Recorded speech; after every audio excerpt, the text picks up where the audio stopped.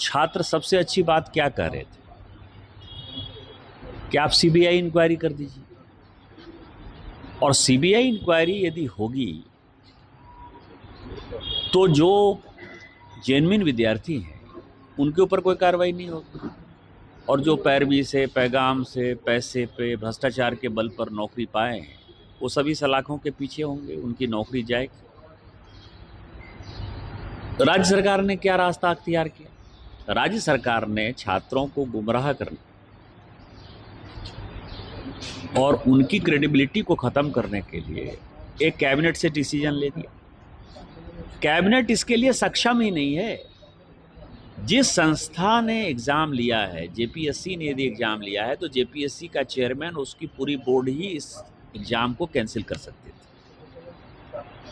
क्योंकि वो एक, आपको पता है कि इंडिपेंडेंट इकाई मानी जाती है और गवर्नर साहब उसका अपॉइंटमेंट करते हैं। इन्होंने खाता न बही, हेमंत सोरेन जो कहे वही सही, उसके आधार पर इन्होंने कैबिनेट का फैसला ले लिया, छात्रों को गुमराह कर दिया। और आज जो हाईकोर्ट ने फैसला किया, इसके बाद क्या होगा? सरकार के मुख्यमंत्री, राज्य के मुख्यमंत्री की बातों का कोई वैल्यू नहीं है। यही ये दिखाता है। छात्रों ने किसके साथ समझौता किया? छात्रों ने पूरे मंत्रिमंडल के साथ समझौता किया, मुख्यमंत्री के साथ समझौता किया, और मुख्यमंत्री की बातों का मतलब झारखंड में जीरो है, शून्य है। तो ये अंधेर नगरी चौपट राजा है, और मुझे लगता है कि इसका खामियाजा हेमंत सोरेन जी को भुगतना पड़ा। सेस को लेकर कल मुख्यमंत्री ने एक प्रेस वार्ता की है, जिसमें उन्होंने कहा कि केंद्र सरकार भेदभाव की नीति अपना रही है, जो राज्य कमजोर हैं उनको और कमजोर कर रही है, जबकि बीजेपी शासित राज्य में ऐसा नहीं है। उनको लिखना पढ़ना चाहिए। मुझे ये लगता है कि उनको सचिव के ऊपर, अधिकारियों के ऊपर, इन लोगों के ऊपर जो है उनको ध्यान कम देना चाहिए। और पॉलिटिशियन होने के बावजूद भी वो प्रदेश के मुखिया हैं, मुख्यमंत्री हैं, उनको लिखना पढ़ना चाहिए।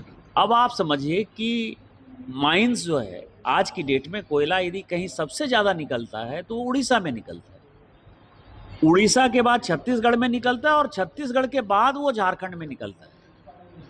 जो माइनिंग है, मैं उसकी बात कर रहा हूँ, मैं रिजर्व की बात नहीं कर रहा हूँ, मैं माइनिंग की बात कर रहा हूँ। उड़ीसा में राज्य सरकार को कोई समस्या नहीं है इस कानून से, छत्तीसगढ़ में कोई समस्या नहीं है, मध्य प्रदेश में कोई समस्या नहीं है, बंगाल में कोई समस्या नहीं है। जो रूल्ड स्टेट हैं कांग्रेस के, उसमें से कर्नाटक को कोई समस्या नहीं है, हिमाचल को कोई समस्या नहीं है। आखिर झारखंड को क्या समस्या है भाई? क्योंकि झारखंड में सबसे ज़्यादा कोयले की, आयरन ओर की, बॉक्साइट की, यूरेनियम की सबसे ज़्यादा चोरी होती है। और इलीगल जो है, आपको पता है कि धनबाद में पोस्टिंग होना हो, हजारीबाग में पोस्टिंग होना हो, रामगढ़ में पोस्टिंग होना हो, गोड्डा में पोस्टिंग होना हो, तो करोड़ों करोड़ रुपया देके एसपी और डीसी और डीआईजी, आईजी वहाँ पहुँचा करते हैं। यही हालत है। इस हालात में हेमंत सोरेन जी को ये बताना चाहिए जनता को कि उड़ीसा का सरकार क्यों नहीं विरोध कर रहा है, छत्तीसगढ़ का सरकार क्यों नहीं विरोध कर रहा है, मध्य प्रदेश का सरकार क्यों नहीं विरोध करता है। ये जो है ऊंची दुकान फीकी पकवान है। जो मुख्यमंत्री है उनको कोई जानकारी नहीं है। हम तो चाहते हैं, भगवान से मनाते हैं कि सरकार के साथ मिलकर झारखंड मुक्ति मोर्चा पूरा का पूरा आंदोलन करे, पूरे राज्य का कोयला जो है वो रोक दे, आयरन ओर रोक दे, बॉक्साइट रोक दे। इसके बाद जो 20,000 करोड़ का ही वो अभी कह रहे हैं, आज उन्होंने कहा है कि 20,000 करोड़ का नुकसान होगा। जिस दिन रॉयल्टी खत्म हो जाएगी और 20,000 25,000 करोड़ का नुकसान होगा, उसके बाद हेमंत सोरेन जी का जो ये फुटानी है, हेलीकॉप्टर से घूमने का, हवाई जहाज से घूमने का, करप्शन करने का, उनके अधिकारी जो बाउंसर लेते हैं, उनके अधिकारी जो हूटर से चलते हैं। आपको पता है कि रांची में मुख्यमंत्री का हूटर नहीं चलता है साए साए, रांची का जो डीसी है वो हूटर लेके चलता है। तो ये जो अधिकारीवाद का जो लड़ाई है, इसमें जो है वो खात्मा हो जाएगा, और हेमंत सोरेन जो है पस्त होके, चरमरा के खुद ही इस्तीफा देके चले जाएंगे।